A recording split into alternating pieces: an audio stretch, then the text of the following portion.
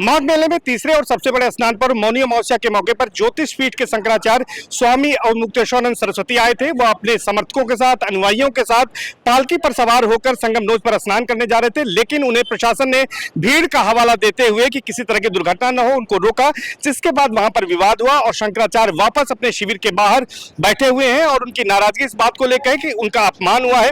उन्होंने तरह तरह के गंभीर आरोप लगाए हैं कि उनके हत्या की भी साजिश की गई है। उन्होंने ये कहा है कि प्रशासन ने जानबूझकर उन्हें स्नान करने के लिए नहीं जाने दिया और इस स्थिति को टाला जा सकता है, इस तरह की बातें कही हैं। लेकिन अगर हम बात ज्योतिष पीठ की करें तो इसका विवाद बहुत पुराना है। 1953 से लेकर ज्योतिष पीठ को लेकर विवाद चला आ रहा है। हाई कोर्ट से लेकर सुप्रीम कोर्ट में यह विवाद लंबित है। इसके पहले जो उनके गुरुजी थे यहाँ पर ज्योतिष पीठ के शंकराचार्य, जो कि अब ब्रह्मलीन हो गए हैं, स्वामी स्वरूपानंद सरस्वती, उनके बाद उत्तराधिकार के रूप में वसीयत के आधार पर करीब 3 साल पहले इनका पट्टाभिषेक किया गया है, जिसे सुप्रीम कोर्ट ने मान्यता नहीं दी है। और 2022 में सुप्रीम कोर्ट ने जो वर्डिक्ट दिया था उसके हिसाब से पट्टाभिषेक उसके बाद नहीं किया जा सकता। हालांकि इनका यह कहना है कि इसके पहले उनका पट्टाभिषेक हुआ है। स्वामी अवमुक्तेश्वरानंद सरस्वती ये कहते हैं कि 2 अन्य शंकराचार्य, श्रृंगेरी मठ और इसके साथ साथ द्वारिका पीठ के शंकराचार्य, जो उनके बड़े गुरु भाई भी हैं, स्वामी सदानंद सरस्वती महाराज, उनका उन्हें समर्थन प्राप्त है। और जहां तक तीसरे शंकराचार्य गोवर्धन पीठ के पूरी शंकराचार्य निशिलानंद सरस्वती का सवाल है, उनके बारे में कहना है कि सुप्रीम कोर्ट ने उन्होंने जो एफिडेविट दिया है उसमें उन्होंने कोई विरोध नहीं किया है और ये कहा है कि उन्होंने समर्थन नहीं मांगा है, लेकिन कोई विरोध नहीं किया है। इसलिए उनका कहना है कि वो शंकराचार्य हैं और उन्हें प्रोटोकॉल मिलना चाहिए।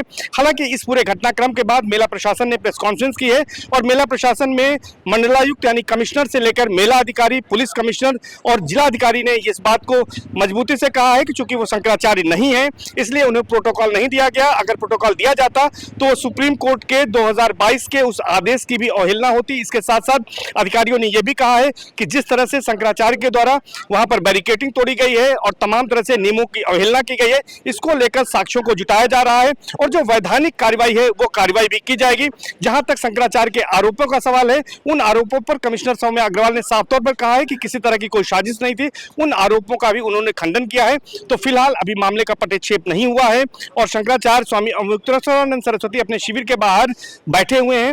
उनका कहना है कि वो अनशन पर भी नहीं है, अन्न जल का भी परित्याग नहीं किया है, लेकिन वो तब तक बैठे रहेंगे जब तक कि उन्हें प्रशासन मनाने नहीं आएगा और सम्मानजनक स्थिति नहीं पैदा होगी। उन्होंने यह भी आरोप लगाया है कि ये उनके मानवाधिकारों और संविधान के अधिकारों का उल्लंघन है। इस मामले में जो उनकी लीगल सेल है वो भी विचार कर रही है और इस मामले में वो हाईकोर्ट की दहलीज तक जाएंगे, हाईकोर्ट में मुकदमा भी दायर करेंगे।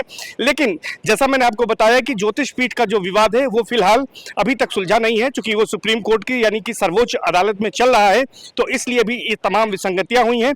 लेकिन शंकराचार्य का यह कहना है कि इस मामले में मेला प्रशासन को यह अधिकार नहीं है कि कौन शंकराचार्य है, कौन शंकराचार्य नहीं है, क्योंकि वो यहाँ पर एक संत की तरह, एक शंकराचार्य की तरह आए थे, इसलिए उन्हें यहाँ पर सुविधाएं दी जानी चाहिए थी। और जब तक अन्य तीनों शंकराचार्यों के लिए प्रोटोकॉल का निर्धारण नहीं मेला प्रशासन करता है माघ मेले में, तब तक वो इसी तरह से अपने शिविर के बाहर बैठे रहेंगे।